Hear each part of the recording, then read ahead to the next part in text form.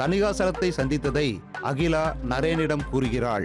நரேன் அகிலாவை பெரிய ரெஸ்டாரண்ட்டுக்கு ஏன் கூட்டிச் செல்லவில்லை என தணிகாசலத்துடன் சண்டை போடுகின்றான். பிரகாஷ் குமரனிடம் வேலைக்கு வந்து சேருமாறு கூறுகின்றான். பாலு தன்னிடம் கடன் வாங்கியதாக வசந்தியிடம் பல்லாக்கு பாண்டி கூறுகின்றான். இனி பாலுவை பத்தி ஏதாவது தகவல் தெரிஞ்சுதா? இது வரைக்கும் ஒன்னும் தெரியல சார். பாலு எனக்கு ரொம்ப க்ளோஸுமா. அவனை தேடுறதுல உனக்கு எவ்வளவு அக்கறை இருக்கோ அதே அக்கறை எனக்கு இருக்கு. ஆமா, பிள்ளைங்கள எங்கம்மா? அவங்க ஸ்கூலுக்கு போயிருக்காங்க. என்னம்மா இது அநியாயமா இருக்கு. இந்த சின்ன வயசுல புருஷன் ஓடி போயிட்டான். நீ தனியா இருந்து என்ன பண்ணுவ? பாவமா நீ. அம்மா, அப்புறம் ஒரு முக்கியமான விஷயம். இந்த நேரத்துல இந்த விஷயத்த சொல்றதுக்கு எனக்கே மனசுக்கு கஷ்டமா தான் இருக்கு. இருந்தாலும் இது பணம் சம்பந்தப்பட்ட விஷயம். அதுவும் 1 இல்ல 2 இல்லம்மா, 25 லட்சம் ரூபாய். உன் புருஷன் கொஞ்ச நாளைக்கு முன்னாடி என்கிட்ட இந்த வீட்டை அடமான வச்சு 25 லட்சம் ரூபாய் கடனா வாங்கியிருக்காரு. 6 மாசத்துக்கு அப்புறம் வட்டி கட்ட ஆரம்பிக்கிற 2 வருஷத்துல பணத்தை கொடுத்துட்டு இந்த வீட்டை திருப்பி மீட்டுக்கிறேன்னு சொன்னாருமா. நான் பொதுவா அப்படிலாம் கொடுக்கறது இல்ல.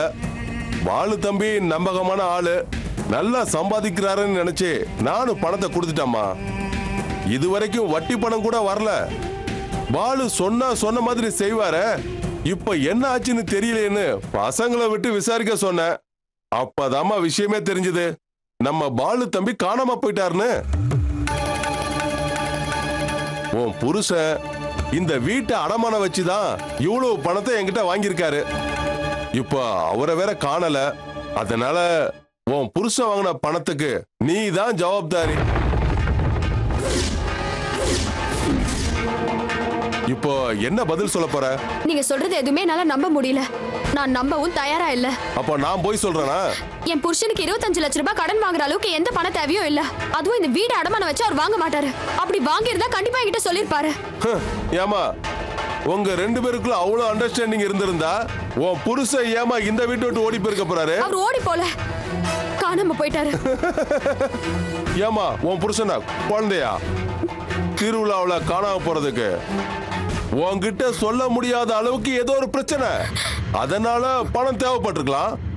ஏமா சரி, அதெல்லாம் உங்க 2 பேருக்குள்ள உள்ள பிரச்சனை. ஏன் பணத்துக்கு என்ன வழி சொல்ல போற? என் புருஷன் காணாம போனதை வச்சு ஏமாத்த என்கிட்ட பணம் பறிக்கலான்னு பாக்குறீங்களா? என் புருஷனை கடத்தி வச்சிருக்கேன்னு சொல்லி சொந்தத்திலே ஒருத்தன் ஏமாத்த பாக்குறான். இப்ப நீங்க என்னடானா இந்த வீடு அடமானத்துல இருக்குன்னு சொல்லி என்ன ஏமாத்த பாக்குறீங்க? என்னம்மா விட்டா நீ பாட்டு பேசிட்டே போற? சும்மாவே 25 லட்சம் ரூபாயை தூக்கி கொடுக்கறதுக்கு நானே கேனேனா? உன் வீட்டோட ஒரிஜினல் பத்திரத்தை என் கையில கொடுத்துட்டு தான் உன் புருஷன் பணத்தை வாங்கியிருக்கான். பத்திரம் என்கிட்ட இருக்கு. பாலு நமக்கு வேண்டப்பட்டவராச்ச, பிரச்சனையை கொஞ்சம் சாஃப்டா டீல் பண்ணலான்னு பார்த்தா நீ என்னைய சந்தேகப்படும் போது நான் எதுக்கு என் பணத்தை விட்டு கொடுக்கணும்? இங்க பார், இன்னையில இருந்து 1 வாரம் டைம் தர. இங்க பார், அடுத்த வெள்ளிக்கிழமைக்குள்ள 25 லட்சம் ரூபாய் பணத்தை செட்டில் பண்ணிரு. இல்லன்னா இந்த வீட்டை ஏலத்துக்கு கொண்டு வந்துருவேன். அத நீ மனசுல வச்சுக்கோ. அம்மா, அம்மா, யாரும்மா வந்திருக்கா? சொல்லுமா, யாரும்மா வந்திருக்கா? ஓஹோ, பையனுக்கு கண்ணு தெரியாதா? இங்க பாரு வசந்தி, சீக்கிரமா பணத்துக்கு ஏற்பாடு பண்ணு. இல்லன்னா இப்படிப்பட்ட பிள்ளைய வச்சுக்கிட்டு நீ எங்க போய் நிப்ப? சொன்னதெல்லாம் ஞாபகம் இருக்குல்ல? வரேன்.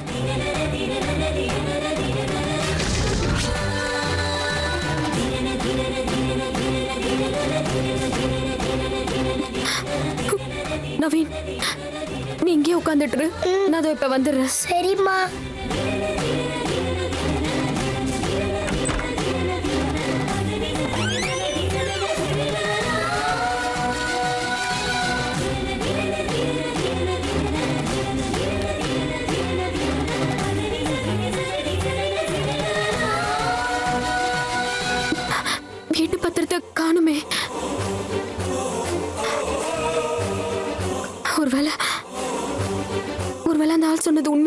வாங்க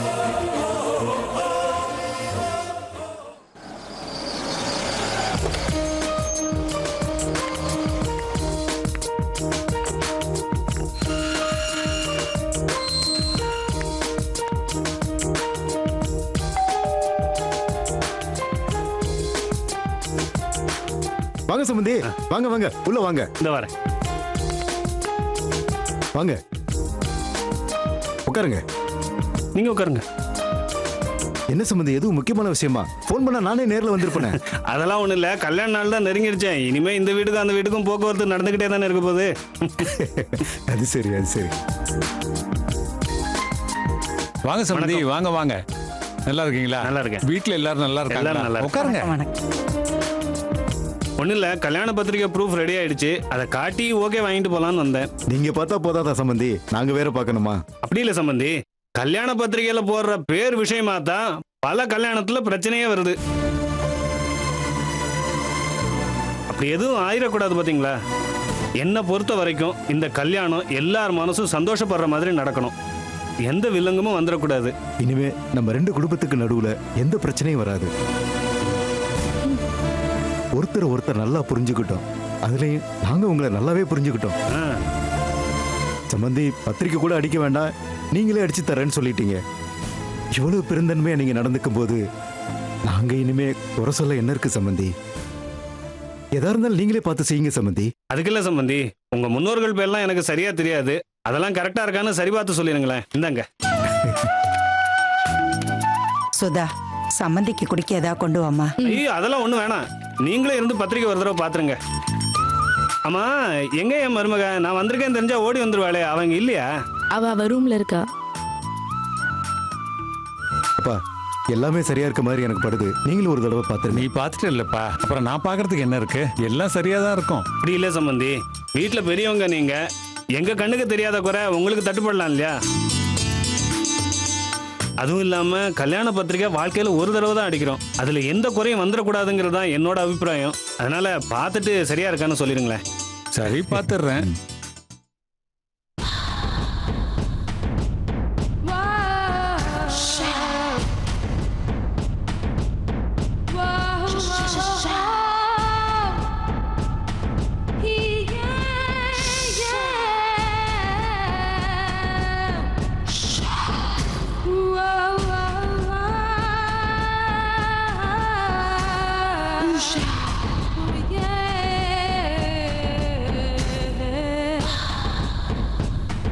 வாங்க மாமா.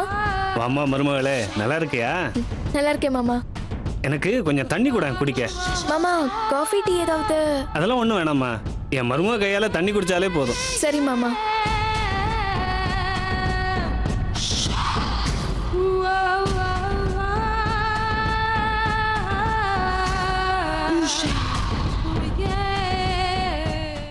எல்லாம் சரியா இருக்கு சம்பந்தி. சம்பந்தி, நீங்க ரெண்டு பேரும் மட்டும் சரியா இருக்கான்னு பார்த்து சொன்னா போதாது, சம்பந்தி அம்மாவும் பார்த்து சொல்லணும். அவங்கள்ட்டையும் கொஞ்சம் கொடுங்களேன். அதான் அவங்க 2 பேரும் பாத்துட்டாங்கல்ல.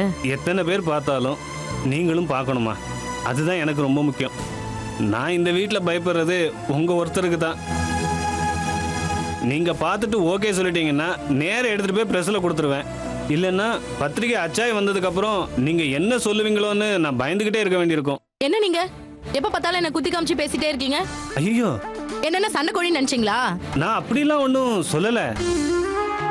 இல்ல, நீங்க வரும்போதெல்லாம் நான் கோவப்படுற மாதிரி ஏதாவது ஒண்ணு சொல்லிட்டு போறீங்க. பொண்ணை பெத்தவன் நான், அவளை பத்தி எனக்கு கவலை இருக்காதா? அவளோட அம்மாவா என்னோட மனசுக்கு பட்டதை நான் சொல்றது தப்பா? சுதா, அவர் ஒன்றும் தப்பா சொல்லலையே. பத்திரிக்கை ப்ரூஃபை பொண்ணையும் ஒரு தடவை பார்க்க சொன்னாரு, அவ்வளவுதான். பொண்ணுக்கு அம்மாங்கிற முறையில உனக்கும் மரியாதை கொடுத்து சொல்றாரு. அதையே நீ தப்பா எடுத்துக்கிற?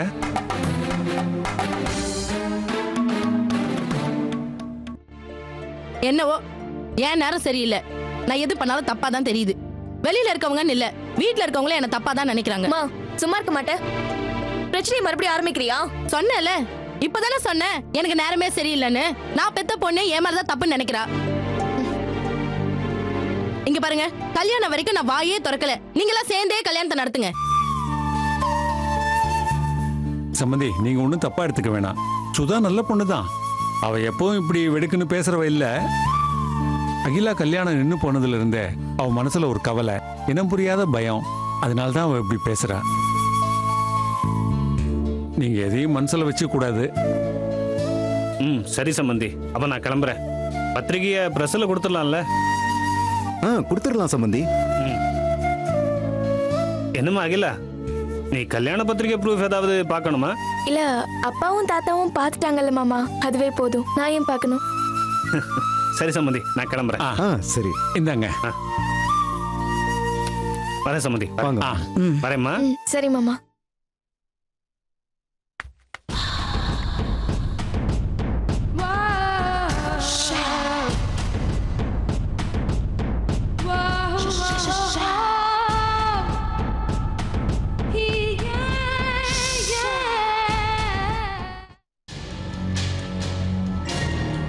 டேய், ஒரு கார்டுடா. இந்த தலைவா, தலைவா, அந்த வசந்தி வீட்டுல என்ன ஆக்டிங் கொடுத்தீங்க தலைவா? நீங்க பேசாம நடிக்க போயிருக்கலாமே தலைவா. டேய், நடிகனுக்கு அரசியல் தெரிஞ்சிருக்கணும்னு அவசியம் இல்ல. ஆனா ஒரு அரசியல்வாதிக்கு கண்டிப்பா நடிக்க தெரிஞ்சிருக்கணும். டேய், கமல் போட்டது வெறும் 10 வேஷம் தான். நாம ஒவ்வொரு மேடையிலையும் போறது பல வேஷம்டா. டேய், இந்த அளவுக்கு அறிவு இல்லைன்னா நம்ம தலைவர் இவ்வளவு பெரிய ஆளா வந்திருப்பாரா? சா உருவத்துல பூ அலங்கார பல்லாக்கு முன்னாடி டான்ஸ் ஆடிட்டு போனவர் நம்ம தலைவர். அதனால தான் நம்ம தலைவருக்கு பல்லாக்கு பாண்டின்னு பேரு. டேய், இது ஏன் ஒருத்த உழைப்புல வந்தது இல்லடா. நீங்க எல்லாரும் என் கூட சுத்தி இருக்கீங்க. டேய், இப்ப கூட ஒரு புருஷன் காணாம போய் ஒரு பொண்ணு தனியா இருக்கிற விஷயத்த நீங்க தானடா என் காதுல போட்டீங்க. அதுக்கு உங்களை தாண்டா நான் பாராட்டணும். பொண்ணுக்கு 1 வாரம் டைம் கொடுத்துட கூடாது தலைவா. 3 நாள்ல பணத்தை ரெடி பண்ண சொல்லிருக்கணும். தலைவருக்கு அந்த பொண்ணு மேல கண்ணோ என்னமோ. டேய், கண்ணு இல்ல ஒண்ணு இல்லடா. அதெல்லாம் ஒரு காலத்துல ஆடி முடிச்சாச்சுடா. இப்போ காசு, பணம், துட்டு, மணி மணி மணி, அவ்வளவுதான்டா. என்ன பொறுத்த வரைக்கும் வாழ்க்கைக்கு தேவை 2 மணி. ஒன்னு இந்த மணி, இன்னொன்னு கடைசியா அடிக்கிற இந்த மணி. தலைவா, சூப்பர் தத்துவம் தலைவா. எங்கேயோ போயிட்டீங்க தலைவா. டேய், நான் ஏன் அந்த பொண்ணுக்கு 1 வாரம் டைம் கொடுத்தேன்னா, அவ பணத்தை ரெடி பண்றதுக்கு கொஞ்சம் டைம் வேணும்ல. நீங்க சொல்ற மாதிரி 3 நாள் டைம் கொடுத்தோம்னா அந்த பொண்ணுக்கு பண நெருக்கடி ஆயிரும். டைம் வேற ரொம்ப ஷார்ட்டா இருக்குல்ல. பணத்தை ரெடி பண்ண முடியாத பயத்துல அவ சூசைட் பண்ணிட்டானா? அதனாலதான் இந்த விஷயத்தை நீங்க யோசிச்சீங்களா? ஆமா தலைவா, அத நாங்க யோசிக்கவே இல்லை தலைவா. அதான் நான் தலைவனா இருக்கேன், நீங்க எல்லாரும் தொண்டனா இருக்கீங்க. எப்படி இருந்தாலும் அடுத்த வாரத்துல நம்ம கைக்கு 25 லட்சம் ரூபாய் பணம் வந்துரும். உங்க எல்லாருக்கும் ஸ்டார் ஹோட்டல்ல தான்டா பார்ட்டி. எடுத்து அடிங்கடா.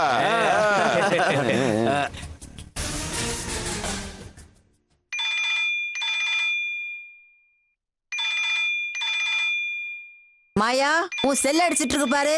இதோ வரேங்க ஆண்டி.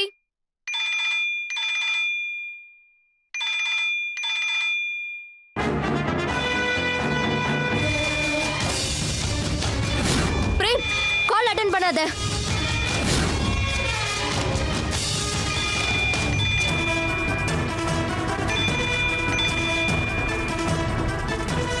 ஹலோ. சொல்லுங்க. அப்படியா? அது எப்படி முடியும்? சரி, பரவாயில்ல. நான் இன்னும் 2 வாரத்துல வந்துருவேன்ல, வந்து டிசைட் பண்ணிக்கலாம். அது வரைக்கும் நீங்க எனக்கு ஃபோன்லாம் பண்ண வேண்டாம். நோ ப்ராப்ளம், நான் இருக்கேன்ல, பார்த்துக்கலாம். இப்படி நீங்க அடிக்கடி ஃபோன் பண்ணா தேவையில்லாத ப்ராப்ளம்லாம் வந்துடும். நான் சொல்றது புரிஞ்சுக்கோங்க ப்ளீஸ்.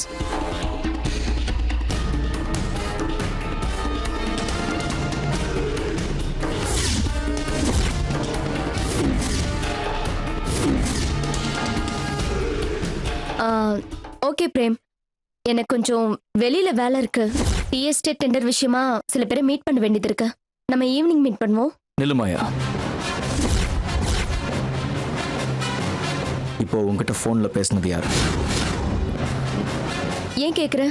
இல்ல பாலு காலிங்னு வந்தது, அதான் கேட்டேன். ஓ, அத பத்தி கேக்குறியா? பாலு பாலு என் எஸ்டேட்ல மேனேஜரா இருக்காரு. டெண்டர் விஷயமா என்னோட மீட்டிங் பத்தி ஃபோன் பண்ணி ஞாபகப்படுத்தினாரு. என்ன கோட் பண்ணிருக்கீங்கன்னு கேட்டாரு. அதான் ஃபோன்ல வேணா நேர்லயே பார்த்து பேசிக்கலாம்னு மாயா, சொன்னேன். டிஃபன் சாப்பிடலாம் வாமா. இல்ல ஆண்டி, எனக்கு 11 மணிக்கெல்லாம் மீட்டிங் இருக்கு. ஆல்ரெடி லேட் ஆயிடுச்சு. நாங்க போய் பாத்துக்கிறேன். பாய் பிரேம். Bye aunty.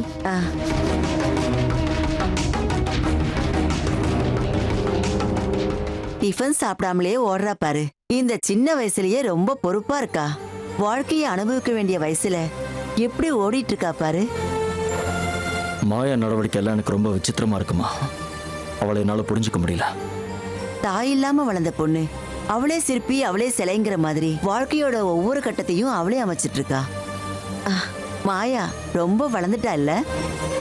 இத்தனை நாளா என் மனசுல தோணாத ஒண்ணு இப்ப மாயாவை பார்த்ததுல இருந்து எனக்கு ஒரு அபிப்பிராயம் வந்திருக்குப்பா.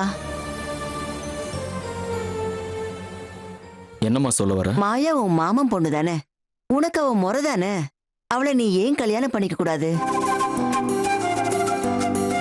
உனக்கு விருப்பம் இருந்தா சொல்லு, நானே மாயா கிட்ட பேசுறேன். மாயா மாதிரி ஒரு மருமக வந்தா அதை விட எனக்கு வேற என்னப்பா சந்தோஷம் இருக்க போகுது.